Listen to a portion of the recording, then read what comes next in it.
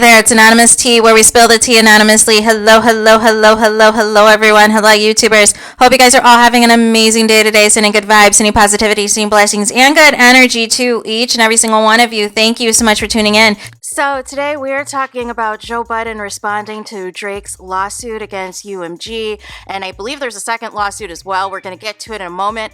Anything I say is alleged in my personal opinion. This is for entertainment purposes only. None of this is personal. So you guys, I did a video the other day about Drake suing UMG, is making accusations that Spotify and everything else is cooking the numbers for Kendrick Lamar's Not Like Us, and is trying to bring negativity to Drake. And I believe Drake also filed another lawsuit because he's alleging that when you ask Siri to play Drake's Certified Lover Boy, Kendrick Lamar's Not Like Us comes up certified blah, blah, blah. I personally have not heard that, but nonetheless, that's crazy if it's true. But nonetheless, Joe Budden is pissed. Joe Budden is pissed at Drake because he feels that Drake is basically coming off bitter. He called Drake a Karen multiple times, called him white, but also kept saying the N-word as well, but kept calling Drake white and that he was being a Karen, and basically said, listen, you know, basically kind of implied that Drake should have went independent or went away from these large record labels a lot sooner. And now he feels a certain type of way because this is now happening to him. But Joe Budden said, you know, in the industry, this happens all the time, right?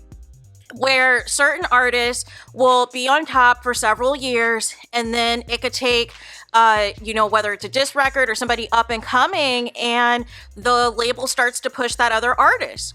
And in the instance of Kendrick Lamar, to me, Kendrick Lamar has always been big, but he was never on, you know, the level of success and everything else that Drake had, right?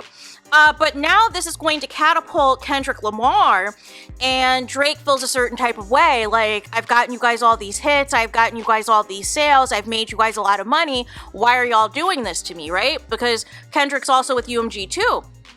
But the timing of it as well is odd to me because, again, you wait to file this lawsuit, number one, well after it was announced that Kendrick's going to be the Super Bowl halftime performer, well after the Grammy nominations just came out like a week or two ago, in which Kendrick Lamar, I believe, has the second most nominations behind Beyonce for this upcoming Grammy Awards. I think he has like 7 nominations or something for Not Like Us.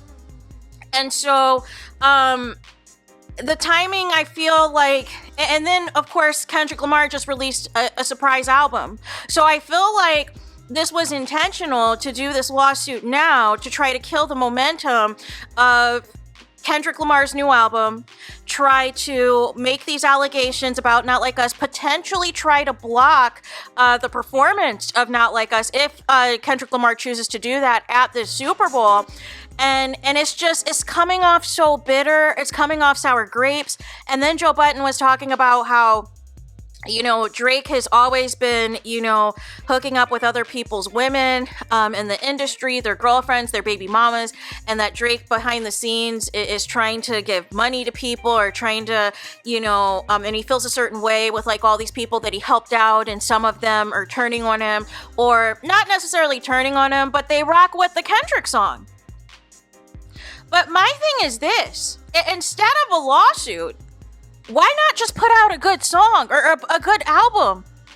The thing is, the thing that will stop all of these jokes and these memes about Drake is if you put out a hit.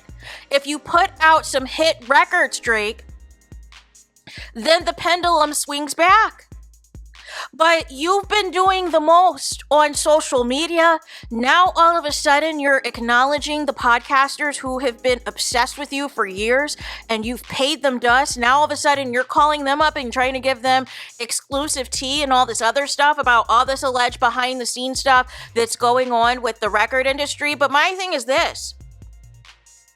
You guys all know what you guys sign up for when you guys decide to become a certain level of celebrity status, and you guys know all of the dark things that have been alleged about this music industry.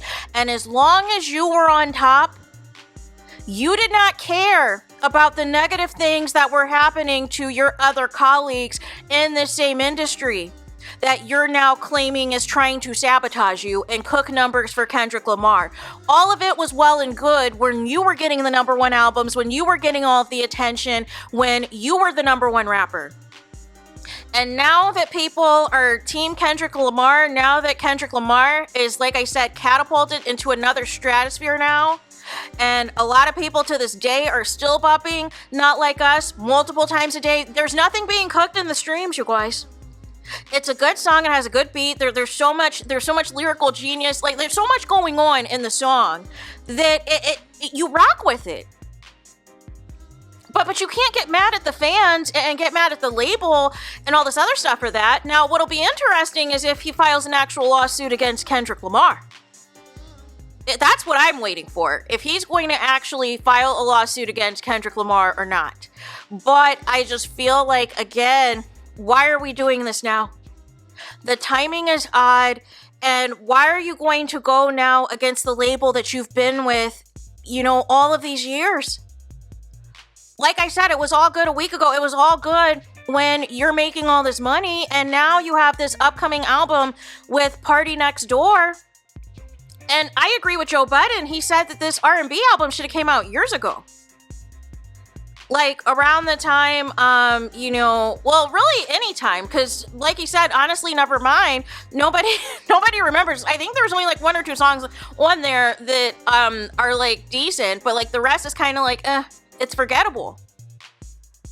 But again, if you responded with a hot diss track in response to Not Like Us, or if you came out with a quality old school Drake type of record, right, where it's on the level of your first 2 albums, where it's on the level of your earlier mixtapes and all of those things, then the conversation switches, right? Then the conversation changes, and people are going to be then like, ooh, I wonder what Kendrick's going to say about this. I wonder what Kendrick's response is going to be about that. Now, the one part about Joe Budden's piece that I'm kind of like on about Drake messing with different people's women and all this and that, that's tale as old as time, you guys. For whatever reason, in this weirdo entertainment industry, and this is across the board, whether it's actors, whether it's musicians, whether it's athletes, there's this thing where people seem to get off with like certain people with like certain reputations, or getting a kick out of messing with someone else's wife or somebody else's girlfriend. The entertainment industry is like huge about that. So it's interesting because people didn't say anything when Drake has been doing this, right? But now you want to bring this up now, Joe Budden, when we could argue how many rap beefs have inserted other people's girlfriends and wives, to bring all the smoke. How many times has a lot of these celebrities hooked up with other people's exes? And y'all didn't say anything, and y'all didn't call it foul then, and y'all didn't think it was inappropriate then. But because it's Drake, and he's now just getting all the backlash, now you want to bring it up now? No. That has nothing to do with anything. The bottom line is, like I said, put something out hot on wax, and the pendulum swings. And then people are talking about your new record. But these lawsuits, this bitter behavior right now, all it's showing is that you're pressed on following anybody that is seen dancing or interacting to Kendrick Lamar's song, Not Like Us. Like, that's childish behavior, Drake. You can't force people, you have to always be loyal to me or else. How about you put out music that's worth people being loyal to, instead of being in your feelings? But we'll see what happens from here. We'll see whether or not these lawsuits go anywhere and what the label's move is going to be. But I'm sure they have the receipts that will show between Spotify and themselves that there's no way the Not Like Us success, the streams, the sales, none of it's being cooked. There's no payola. There's no scheme that's set up by the industry to take out Drake. Now, Drake, you should have seen the writing on the wall. When you become of a certain age in this industry, or the label feels, you know, hey, we're not going to put as much money into your projects anymore, you should see the writing on the wall then. Maybe I should go independent. Maybe I should go into other ventures. Maybe I should do other businesses. But some people want to stay in this music industry forever. And they think that nothing is ever going to happen to them. And they think that because they've made these labels all this money, they've had all this success, they've won all these awards, that the label will always be there for them. But we've seen how many great artists who have called out these same record labels. We've seen it with ultimately Michael Jackson and Prince and Whitney Houston, of how these record labels do not appreciate you when you reach a certain point in your career, and start playing games with you, start messing up your album releases, start, taking away funding from your projects. And, and playing different games, holding out on releasing your album. All types of manipulation tactics to keep you in line. You're not allowed to speak out about us. You're not allowed to expose what we do behind the scenes. You're not allowed to expose this and that. And if you do, there's going to be consequences for you. We've seen this. So I don't understand why Drake all of a sudden is like, woe is me.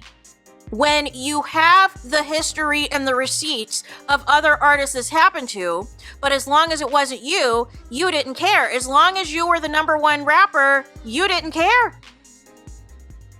But there's always going to be somebody else that can take your spot or is going to be pushed more than you when you reach a certain point. And that's just the nature of the beast. But instead of crying about it, and instead of suing, put out some new music. Put out some good music that is going to quiet the noise. But you're taking the petty route and the in my feelings route, and that's why people are dragging you.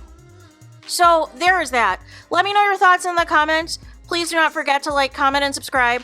Hit the notification bell so you're notified the moment I post new content on my channel. And with that being said, I'll talk to you guys again very soon.